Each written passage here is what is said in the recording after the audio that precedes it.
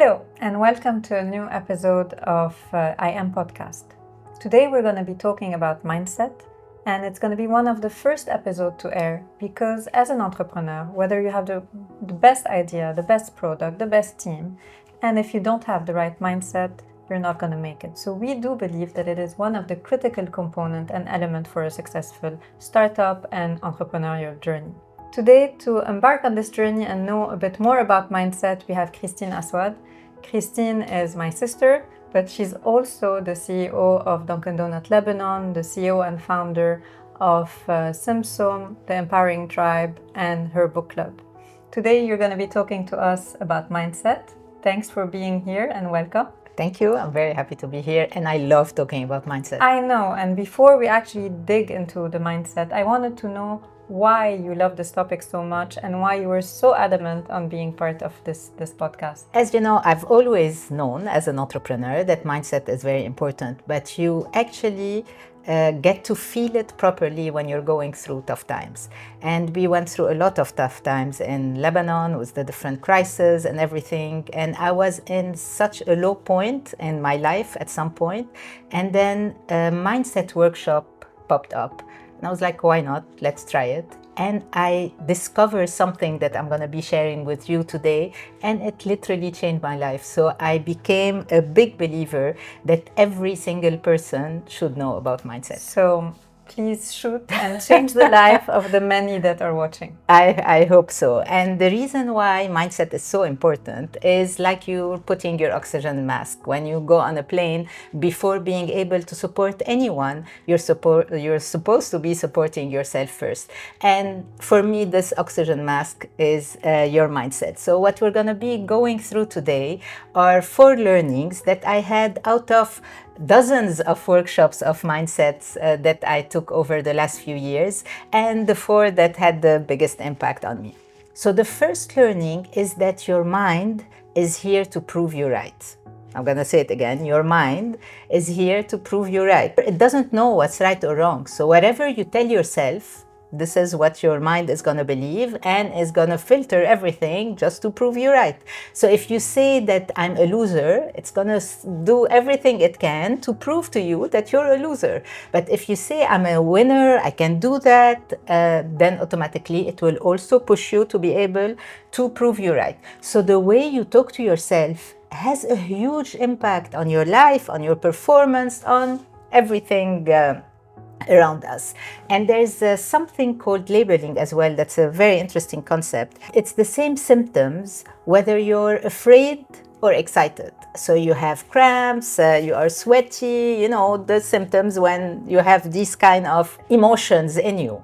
And if you decide, or if you tell yourself that this is fear, certain chemicals are released in your brain. But if you tell yourself that this is excitement, other chemicals are released in your brain. So the way you talk to yourself not only affects your mindset, it affects your biology as well. So be very careful on the way you talk to yourself. And I do hope that as of now, every time you're going to talk badly to yourself, you're going to hear my little voice in your head telling you, no, you're not supposed to talk to yourself this way. So this is learning number 1. Learning number 2 is the difference between being an optimist and being someone positive. Because an optimist is someone that's always expecting good things to happen all the time.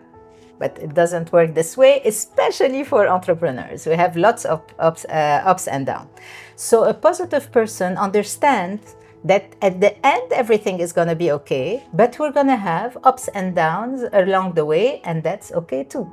So the 4 main points to have this positive mindset, first is focusing on the result, the end result, and having faith that at the end everything is going to be okay. Second is accepting your emotions, whether the positive emotions and the negative emotions. Previously, because I'm a positive person, every time I had a negative emotions, I used to shove it away. Now I embrace it, and you see on this graph the different steps that you go through when you have a negative emotion, which are denial, anger, depression, bargaining, acceptance. Go through them. You can get better at recognizing the different phases that you're at, and you will go faster through this loop as time goes by. The third is that you have to take actions.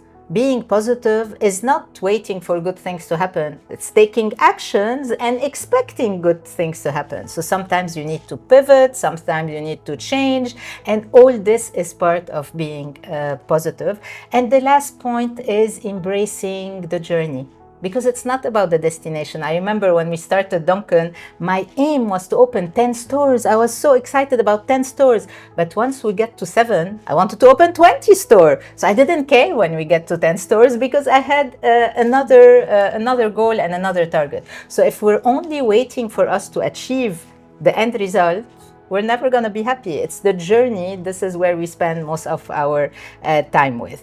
And for entrepreneurs, this is even more important because when you have a positive leadership mindset, this is when every time you have something negative happening, you go through all your emotions and you always ask yourself, what did I learn from this? What did I learn if this investor didn't invest? What did I learn? How can I do things differently? And this is how things move forward. And our grandma used to say that at the end, God is not going to send you something you can't solve. So focus on things you can solve. Learning number 3 is focus.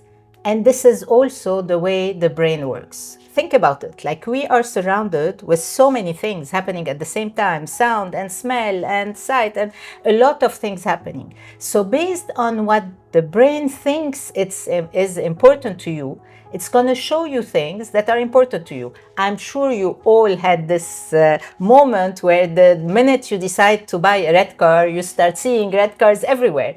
Or like Carine just had a baby, she now sees strollers everywhere and babies everywhere. It's not like the baby didn't exist before. It's just that our brain will filter what it thinks is important to you.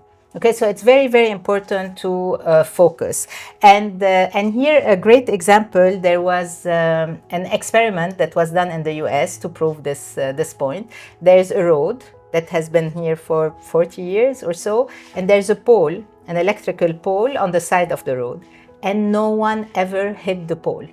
So they put a sign before the pole, be careful of the pole.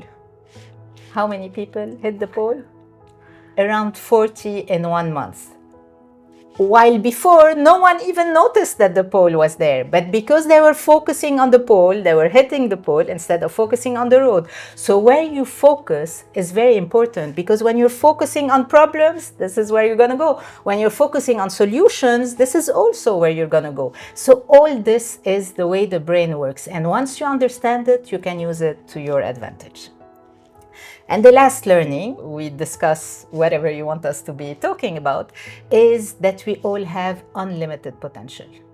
We all have unlimited potential. Yes, you listening to us, every single person has unlimited potential. As long as we believe that we do, because when we believe that we have unlimited potential, automatically we tap into this potential, we take actions because we believe that we have this potential, and we see results that are actually confirming our belief that we have potential.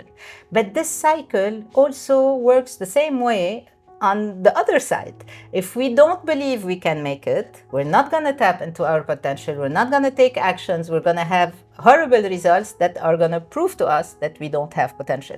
So it's very important to think about it this way. And everybody says this, like when some of you might have heard about the law of attraction. The law of attraction, what it says is that you need to, it's our thoughts create our reality. So at the end, we need to really want something, very high desire. We need to expect it to happen and believe it can happen and work towards it. And this is how you can get what you want. Tony Robbins, that is one of my favorites, he says that the quality of your life depends on the quality of your emotions, your beliefs, and your habits. And he's convinced that you can change anything in your life within 21 days. So they are all saying the same thing. So what's limiting us? Actually, what's limiting us is our limiting beliefs. And we all have limiting beliefs that could come from our background, our education, lots of reasons that this can happen. Limiting belief is a belief that stops us from doing something. We are convinced that we cannot do this. And a good example about this is world records. You know, when no one breaks a world record for 10 years and then one person breaks the record and then the same year 10 others break it. So it's just that he was able to break this limiting belief and people now see that this is possible. So this is extremely important, and knowing what our limiting beliefs are major. And I would invite everyone to think about what are my limiting beliefs, to be able to work on them, because this way you're taking something from your unconscious, putting it into your conscious. And if you think you don't have limiting belief, this is a limiting belief as well. Okay, so make sure that you really dig into it to be able to grow and move on. And the reason why I wanted to go through these 4 learnings is that at the end, it's your choice. You decide if you want to live an amazing day every single day. You decide if you look at the positive side in your life or the negative. It is your choice. It's not anyone else's fault. You need to take full accountability of your mindset and of your life. And this is how you can move forward. Thanks a lot. Thanks a lot. You make it sound so easy. And this leads me to my first question. So what are the key practices that you do and that you would recommend entrepreneurs do? Because again, we want to have this positive mindset. A lot of times we do, but then you're faced with, a lot of crisis, there's a lot of problems. So how can you ground yourself back? How can you bring yourself back to being in this positive mindset? Great question. First, on having daily habits. Like the way you wake up in the morning. Like there are different things. Mel Robbins always say that high five yourself every morning. Go girl, this is great, you're the best, etc. Like automatically you're telling your brain that you're the best, and it's gonna believe that you're the best. And it works. It works, absolutely. Second is meditation in the morning. Tony Robbins has something that he calls the priming exercise. You can Google it. It has millions of views. I listen to this at least 3 to 4 times a week. So it's a visualization exercise. It's to prime your brain to be able to go through your day in a positive way. And the day I really feel the difference. So for me, this is a habit. So having small mindset-related habits in your daily life helps you already put yourself on the right track. The second, of course, we all go through phases where, everything is not working. And sometimes I just cancel everything, eat ice cream in my bed. This happens as well, and this is okay. And it's okay to go through the negative cycle of emotions. While recognizing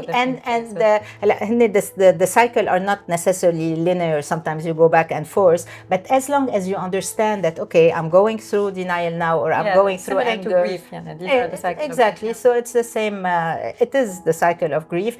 Once you go through this, you can turn into acceptance.